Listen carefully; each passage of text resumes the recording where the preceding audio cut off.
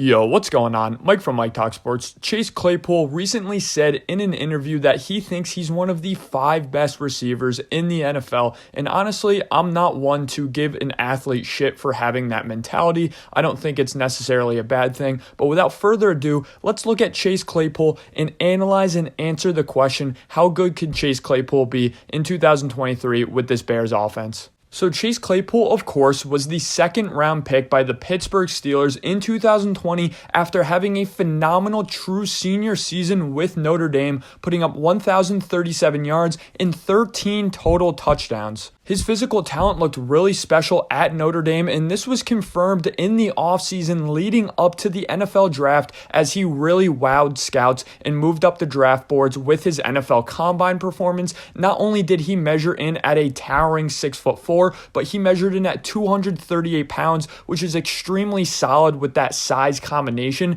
And then you take into account he ran a 4.42 40-yard dash, so that size speed profile is absolutely incredible. Very rare from Chase Claypool. Usually guys that are that tall and that fast have a very slight light frame. Definitely not the case with Chase Claypool, and that absolutely showed up on his tape at Notre Dame. He also put up a 40.5-inch vertical, so really just a freak athlete. And that really showed up in his rookie year and in his second year with the Pittsburgh Steelers. Now, in year 1, he had over 100 targets, same with year 2. So he was a very productive player, and he was a significant part of that Pittsburgh offense. He put up 873 yards year 1, 860 yards year 2, 62 catches year 1, and 59 catches year 2. Very similar stats. What is the significant difference between year 1 and year 2? Well, of course, it is the touchdowns, and it really is just a simple fact that Pittsburgh in 2020 had a significantly better offense than they did in 2021.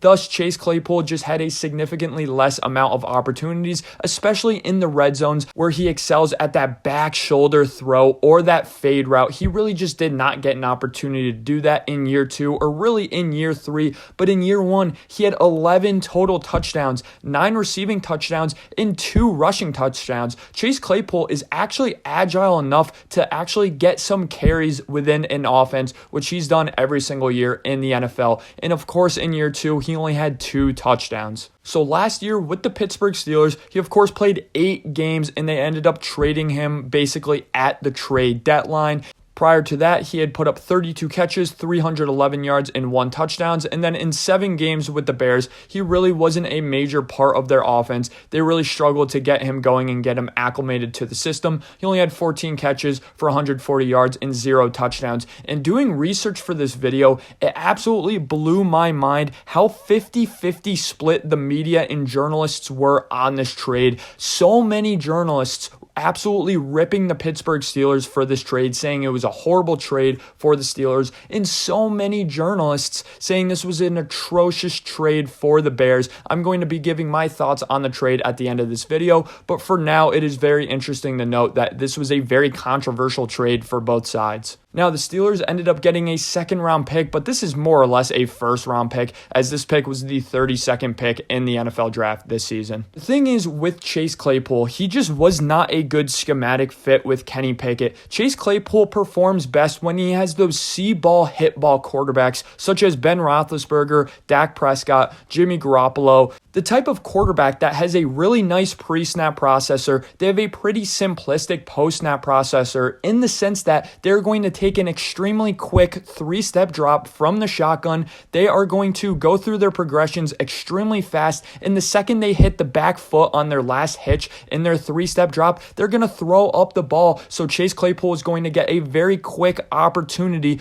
to get the ball, whereas when you have a guy like Justin Fields and Kenny Pickett, they're a guy who is going to hold on to the ball significantly longer than those see-ball, hit-ball, veteran-esque quarterbacks. They're going to run around the pocket, and this is where Chase Claypool's value starts to diminish, as Chase Claypool has a very simplistic route tree, and he's a guy who needs the ball pretty quickly into his route, as he's mostly running deep routes, so you want to give him a solid amount of air behind the ball in order for him to run under the ball. Let's get into some strengths and weaknesses, though, for Chase Claypool. Now, he has phenomenal sideline awareness, and honestly, he's a very good outside ball winner. He really uses that nice speed-size combination to absolutely devastate corners, no matter if they're right or wrong on guessing the route. It doesn't matter, because if they're wrong by a split second, Chase Claypool is simply going to run past the cornerback and absolutely burn them. If the cornerback is right and they cover Chase Claypool can't get any separation on the route. He's still going to beat you, as he's an elite deep ball winner. He has really nice contortion with his body. He has phenomenal body control for his size. He high points the ball. He has a crazy good vertical, and he has very strong hands to come down in coverages where he's absolutely smothered. As you guys could tell on this highlight reel, he consistently catches balls when corners are draped all over him with pass interference. He's also very underrated after the catch. He's very fast with those long strides, so if he beats you by a yard, he's going to completely outrun you. If not, he's really nice at having underrated agility, making a guy miss in open space and hitting the correct angle on the field. He's a guy that can win at 2 levels of the field, not 3 levels. That's what really keeps him from being an elite number 1 receiver. He's not a guy that's going to run the short game at all, but in the intermediate game, his route tree is also very limited.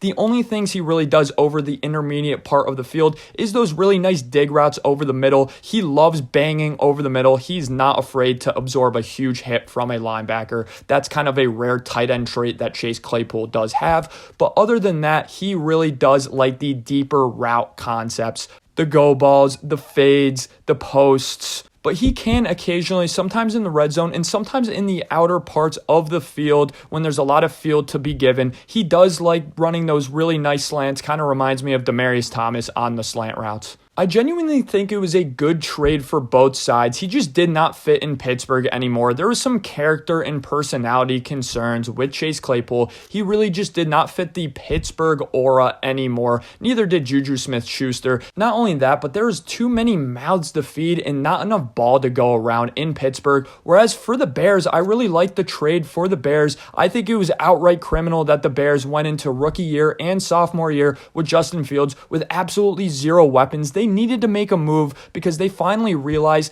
that they can tap into some potential with Justin Fields. Now, one criticism I will make of the Bears, it seemed like that trade was very rushed with very little thought behind it, which I absolutely don't like. If they really wanted Chase Claypool, they probably should have gotten him before the season begun, so he could have been acclimated to the offense better. So to answer the question, do I think Chase Claypool can have a good year in 2023?